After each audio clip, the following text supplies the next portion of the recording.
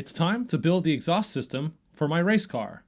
My goal here is to make a lightweight exhaust system that sounds good and passes the SCCA noise decibel limits. To start off with, I have 1 3/4" stainless headers.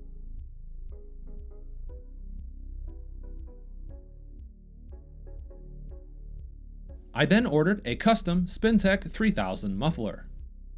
The muffler is 304 stainless steel with 2 3-inch round inlets and 2 3-inch oval outlets. These are very low profile mufflers and they sound very good at wide open throttle.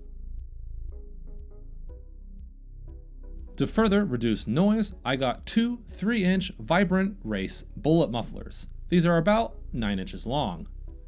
And all my exhaust tubing is 3 inches. I managed to get a hold of some aerospace grade tubing. It's a cobalt super alloy that's used in jet engines.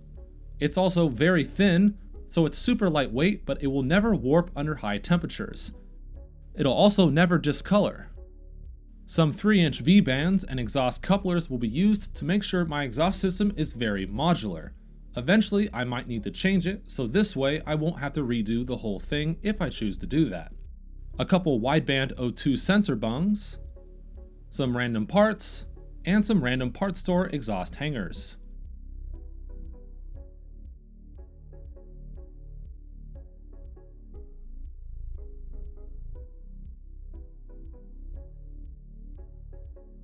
My brother made these exhaust hangers a long time ago. They are made out of Inconel, which is another super alloy that's used in jet engines. To stick the tubes together, I'm using some foam.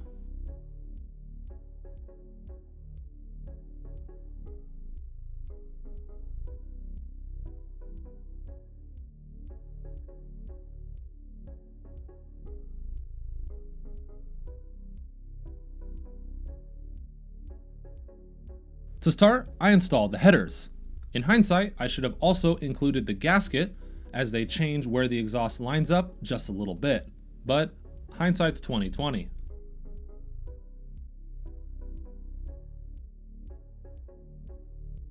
So a quick mock-up of my exhaust to see what fits where.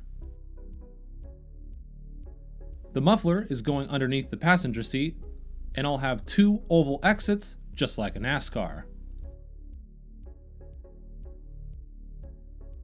Since I have a wideband O2 sensor, I'll be installing the O2 sensor bung in the driver's side.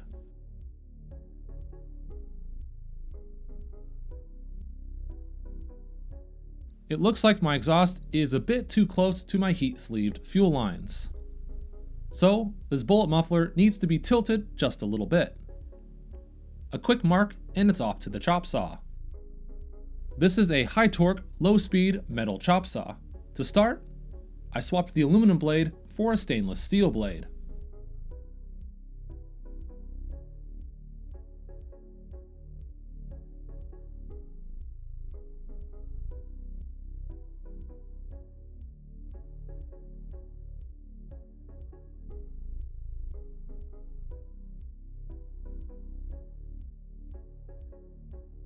The header flange is then cut at a slight angle.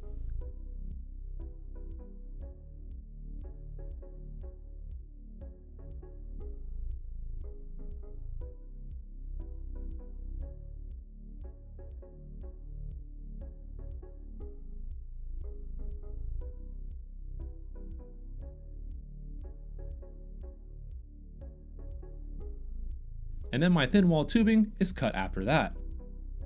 My saw blade was getting crazy dull since cobalt is an extremely dense alloy. A quick hit with a flapper wheel and it's ready to be used.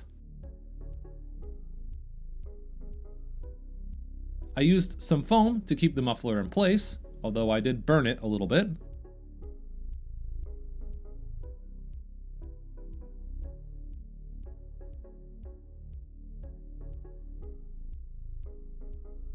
A few tack welds are placed to keep it from moving around.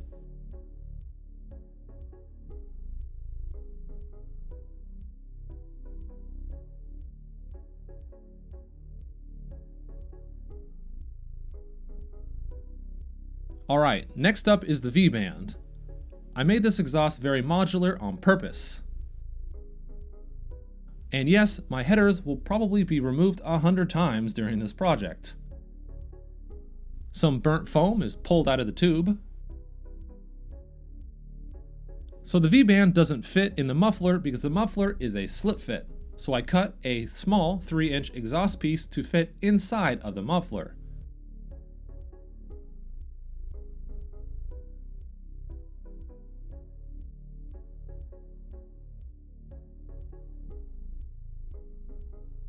Some minor grinding and it's ready to slip in.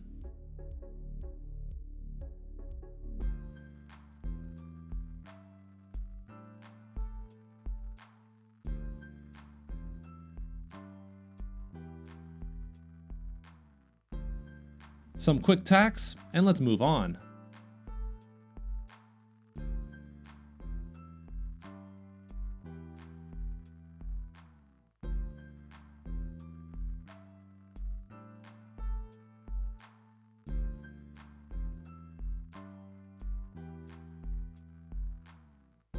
The 3-inch tubing around this Holley T56 crossmember is very tight, but it does fit.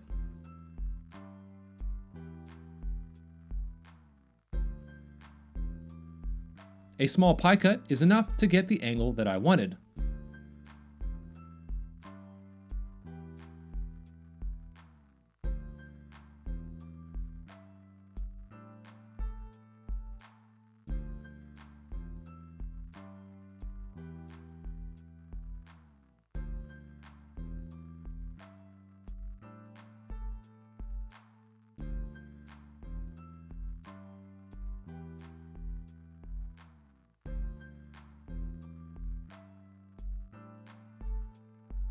Some tack weld on the pie cut and the V-band, and it's good to go.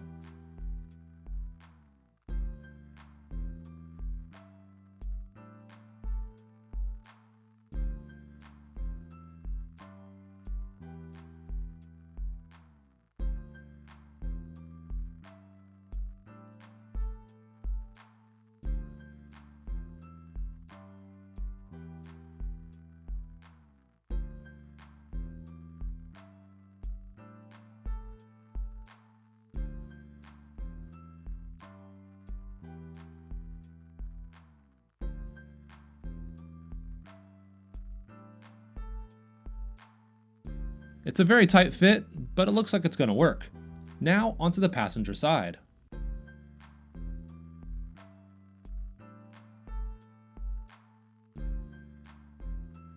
There's more room on the passenger side, so fit up is a little bit easier. A few angled cuts, just like the opposite side, will get this vibrant muffler just where I want it.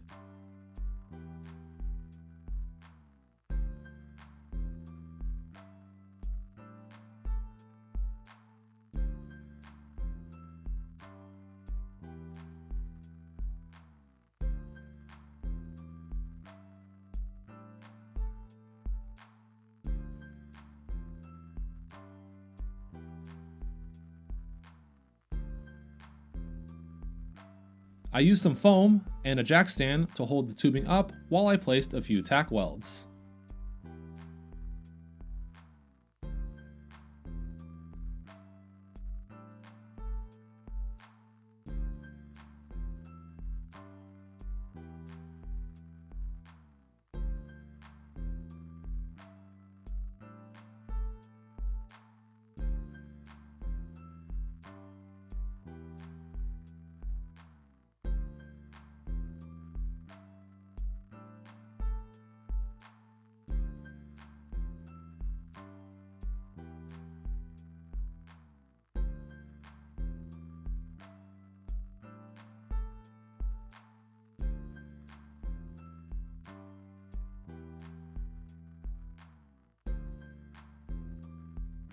I used the same V-band slip fit as I did on the driver side.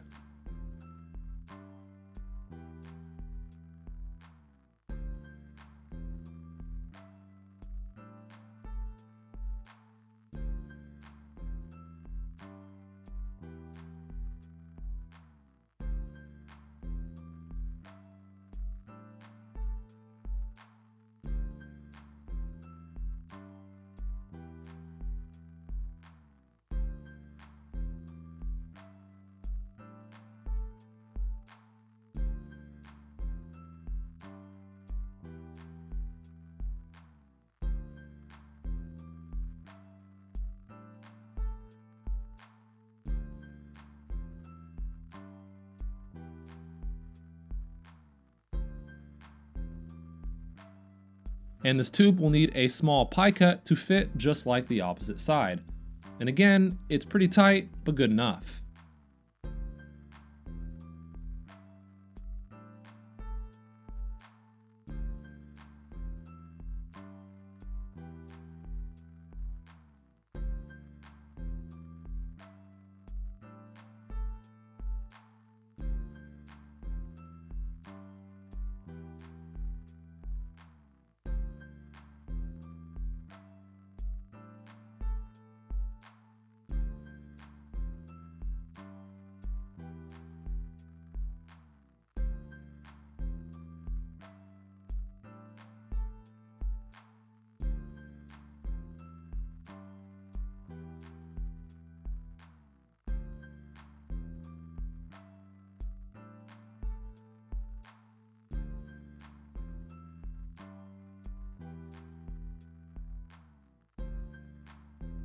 So now it's time for the hard part, mounting the muffler.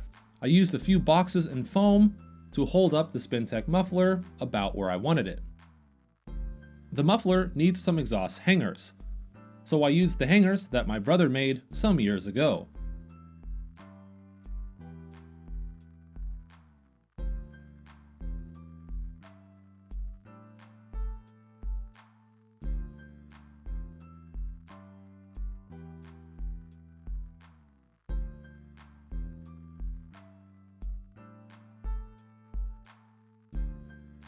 I welded bottom plates to the hangers from some stainless steel that I had laying around.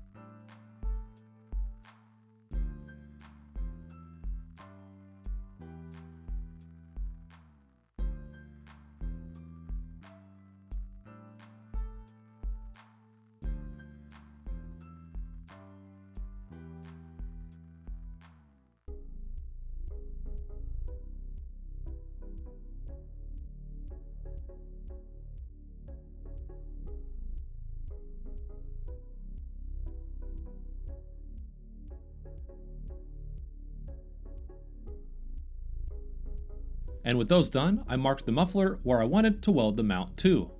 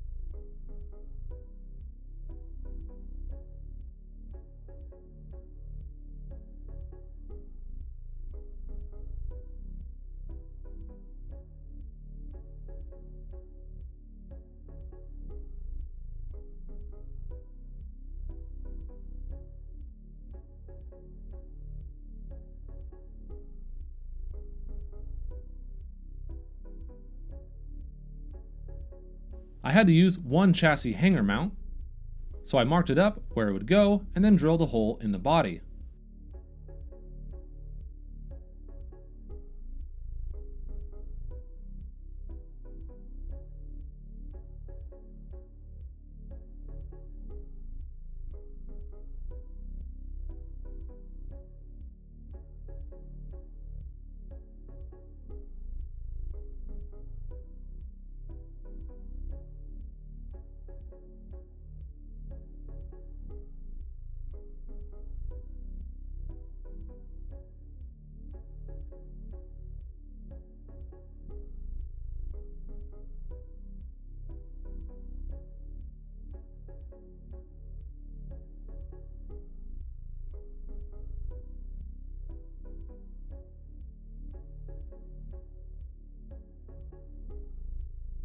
welded up a nut plate doubler and then glued it to the body.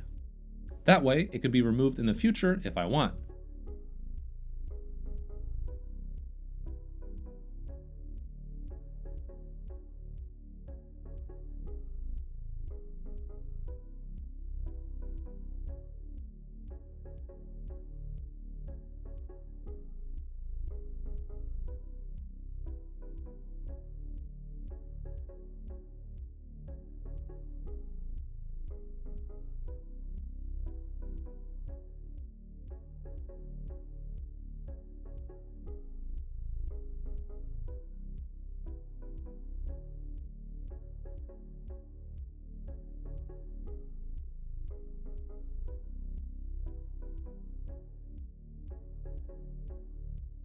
The other exhaust hanger is going to be welded up to my subframe connectors.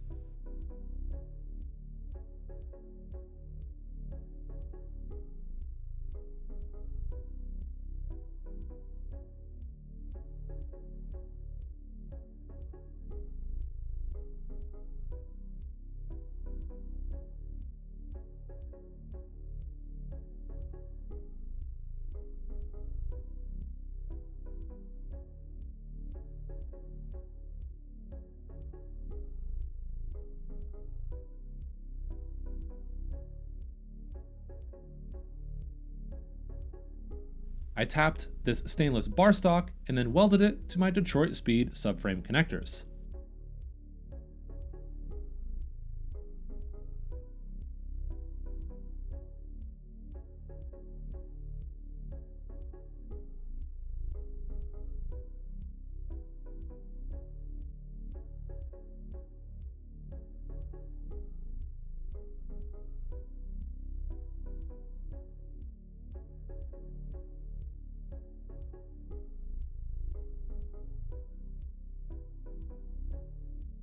Followed up with some good paint, and it's good to go.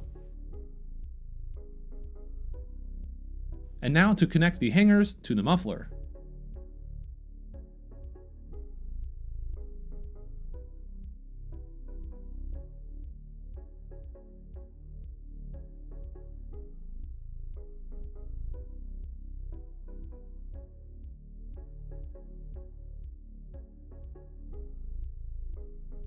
And now it's time to connect the exhaust V-bands to the muffler.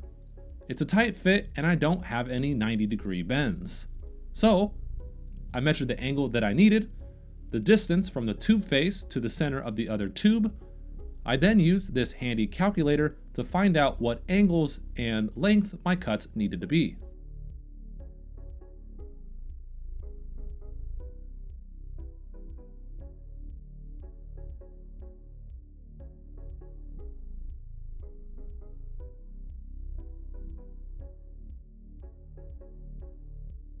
In this case, the splices are 7.5 degrees each, and I need 6 of them.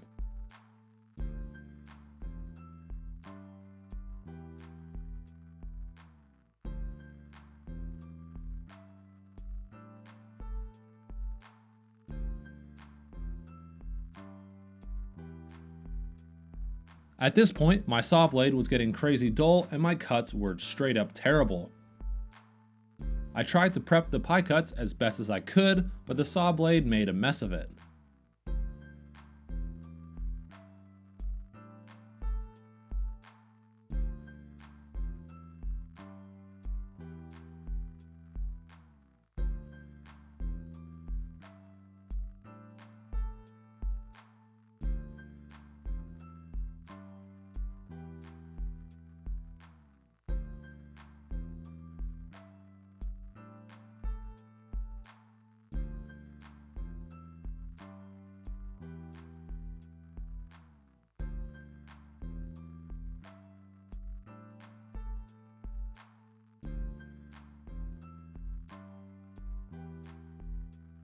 I tacked up the elbow, but the fit up was terrible and the welds were trash. But it doesn't leak, so whatever.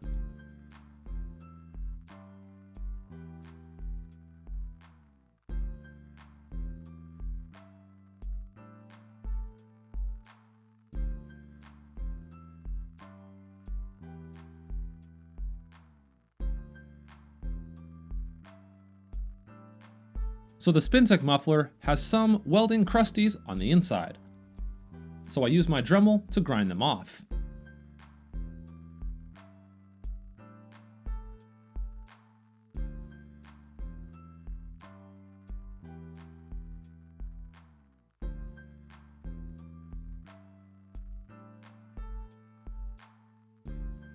The exhaust hangers fit, so I welded the hangers all the way.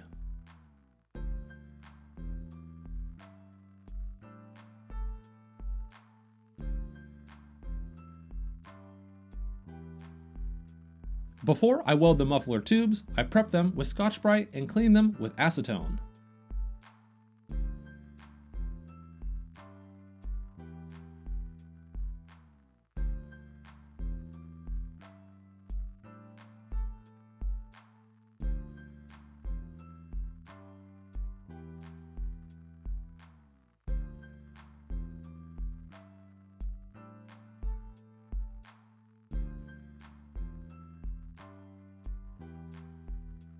The 90-degree pie cut is tacked to the muffler and the downpipe. Once it's tacked up, it's fully ready to weld.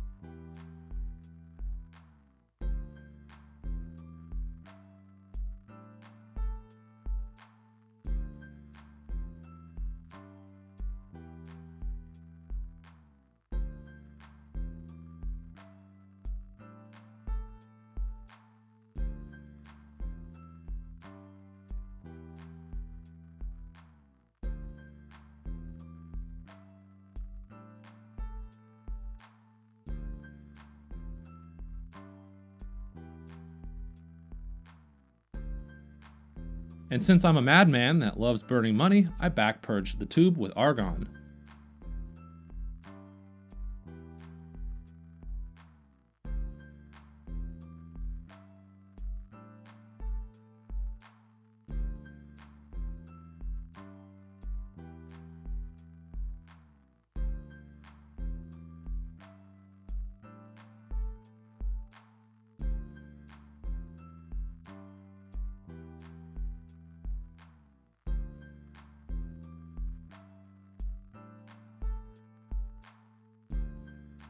The bad fit up really ruined the quality of these welds, but it doesn't leak, oh well.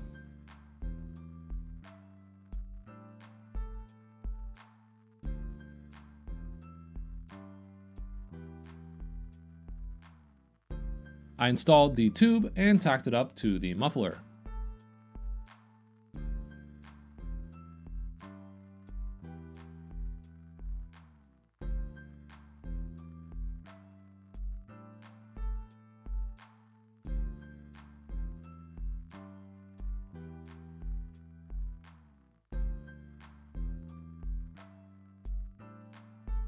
The driver's side tube is going to be a little bit weird. I had a semi-bent tube that was close, so I made a few more pie cuts to get something to work. It's not perfect, but it'll do.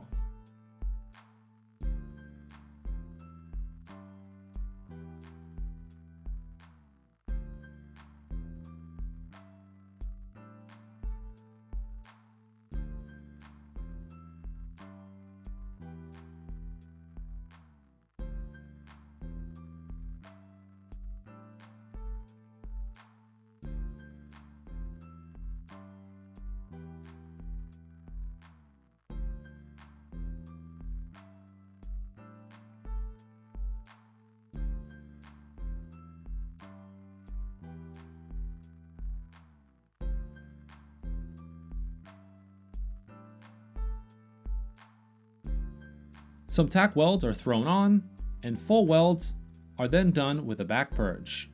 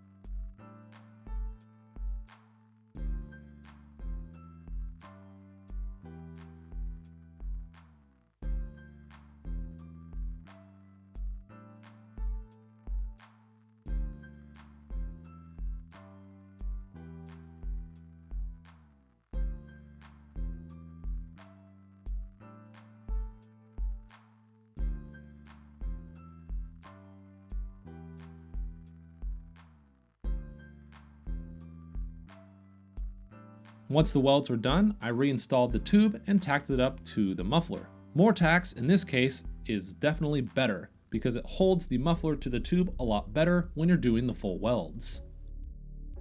After removing the V-bands and the hangers, the muffler drops loose. And now it's time to fully weld the muffler.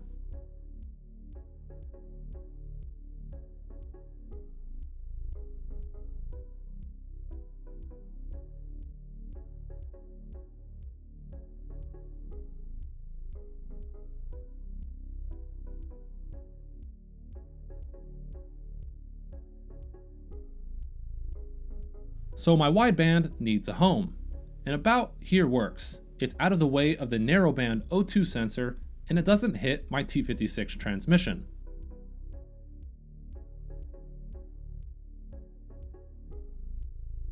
I removed the headers and cut the hole for the sensor bung. Some prep work and the sensor bung fits in pretty well.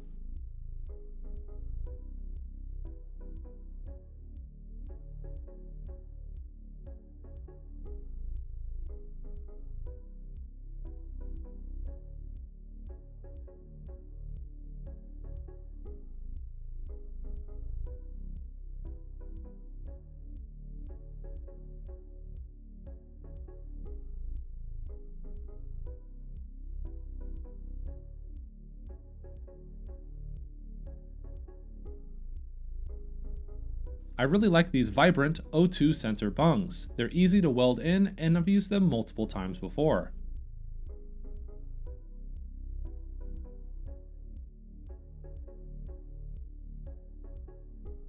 And since I'm here, I'll fully weld up the rest of the exhaust.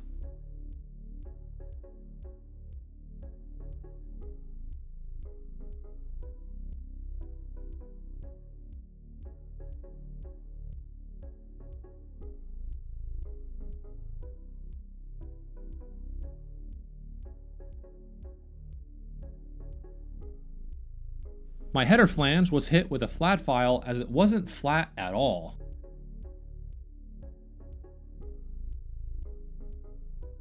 The headers are then installed with an MLS gasket, and of course torqued down to spec.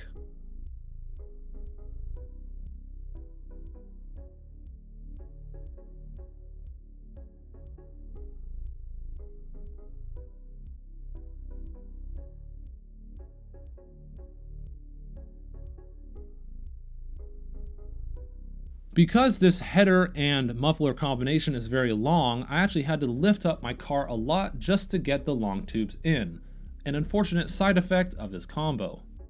I accidentally killed a coolant temp sensor on install, so I had to replace it. Oh well. The V-bands and hangers are tightened down.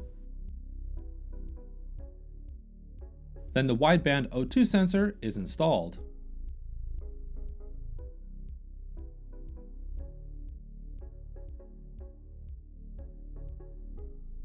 The rule of thirds, or fourths, applies not only to photography, but cars as well. So the goal here is to get the pipes around this area.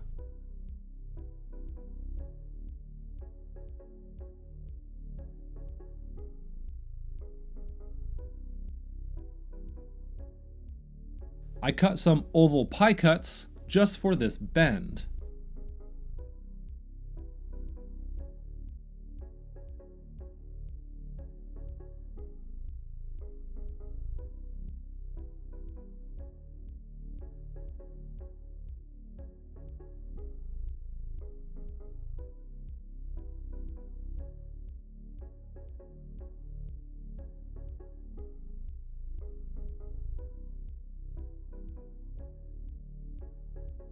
I then cut the muffler ends at an angle.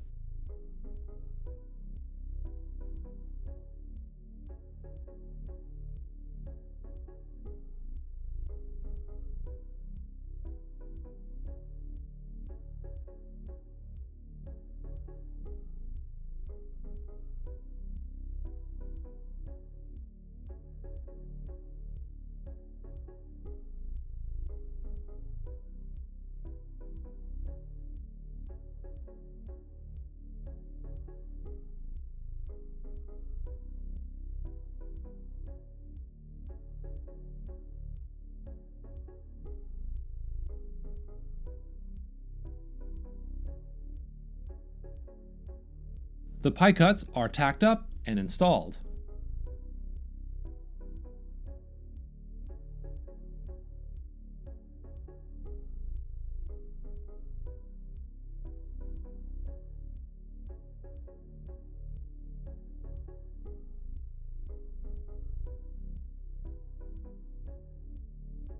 Two cardboard tubes that I made myself serve as templates.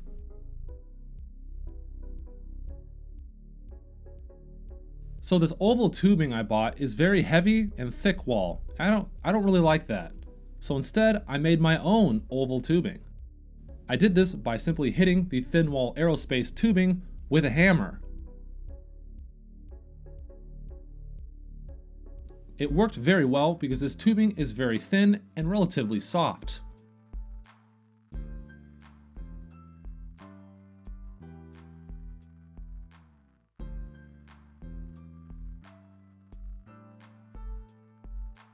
The makeshift oval tubing is then tacked to the pie cuts.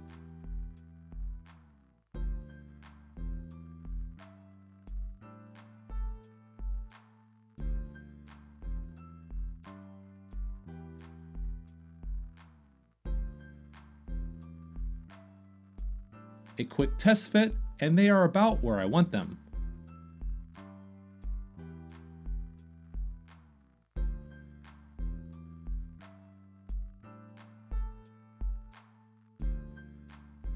A back purge is used because I love burning money. Since the fit up was a lot better on the exits, these welds ended up turning out pretty good.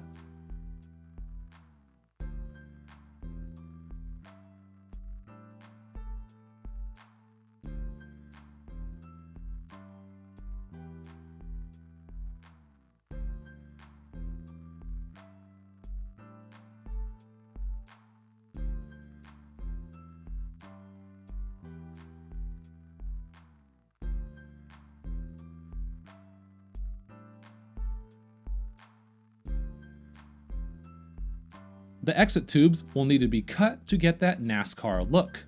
I did a few cuts and sanded for a very long time, making sure they were nice and flush.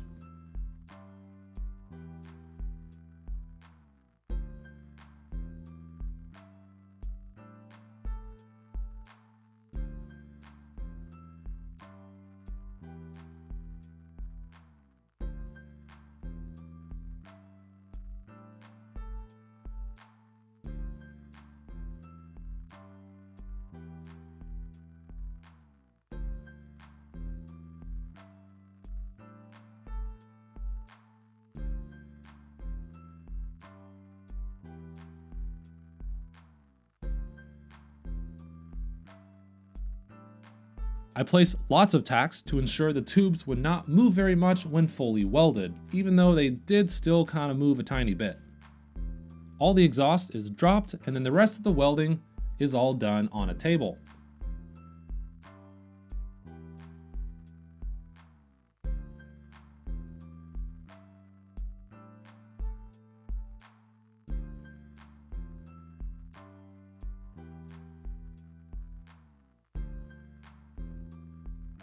Stainless steels are always very pretty when done correctly.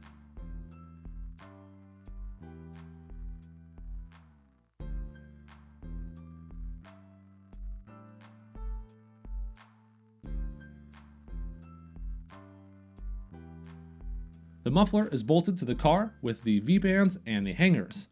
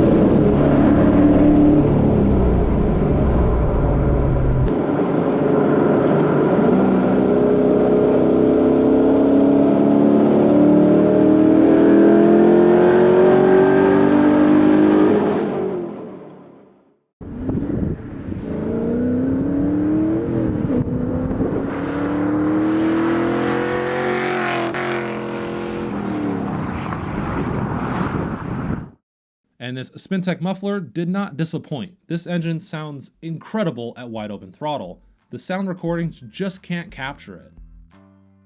And luckily, the exhaust passes the SCCA sound limits and recorded 93.7 decibels at 50 feet at wide open throttle. Now to the bad aspects of this exhaust. This exhaust will not work on a car with very soft springs. I run insane spring rates for the autocross and almost never bottom out. A stock vehicle with stock springs would scrape this muffler all day long. I also have solid motor mounts, so the exhaust and motor don't move at all. If you had the factory rubber mounts, it is likely that the exhaust would vibrate and rub on other parts of the car. And probably the worst part of this exhaust. It loves to drone at around 2,000 RPM on the freeway.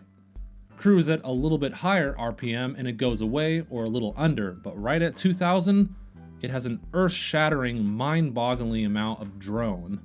It's enough drone to where I wear earplugs and it still likes to rack your head around when you're at just that specific RPM range. Next season, I'll be installing quarter wave resonators to the exhaust system to get rid of that drone.